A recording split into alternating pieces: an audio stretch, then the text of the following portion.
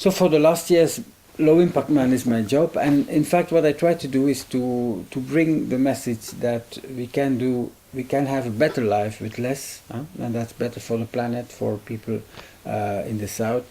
I try to find different ways to bring it to a broader public. I first made a book about my own experience as Low Impact Man, and it was also a kind of handbook how people can do things they want to do.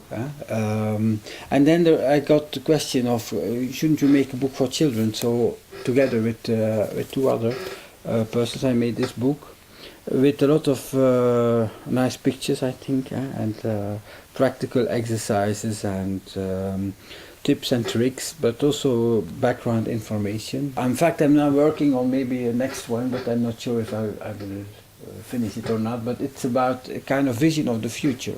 What could happen? How could it be? So now I'm in 2025. So I try to think about how could the world evolve in different directions. What can we do? On the other hand, I'm doing all kind of projects, like I'm now, for example, hired by a big festival. They want me to help them to have a smaller ecological footprint.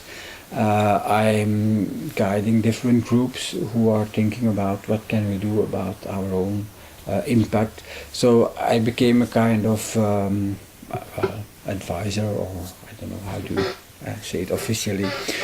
There is, of course, a big social pressure on living a certain lifestyle and making big trips and taking an airplane and buying big television. So there's a very strong pressure, and that's one of the important difficult things sometimes, to say no, I'm not doing that, because then you also become sometimes, in the eyes of some people, somebody who is not really part of the community, because you make your own choices. But on the other hand, what's very important for me is to find other people who have also the kind of similar interest and similar lifestyle. And there's a positive evolution, I think, that more and more people start to question our Western way of consuming and living. And that those people, if they find each other, they can do a lot of things together. If you choose to work less, then you have more time. And if you have more time, it's easier to live ecological. And if you live in an ecological way, you need less money, so you don't have to work so hard. So it's all linked, of course. Just step out of it and say, stop, I don't want to be part of this foolish system that's so bad for the planet, so bad for many people.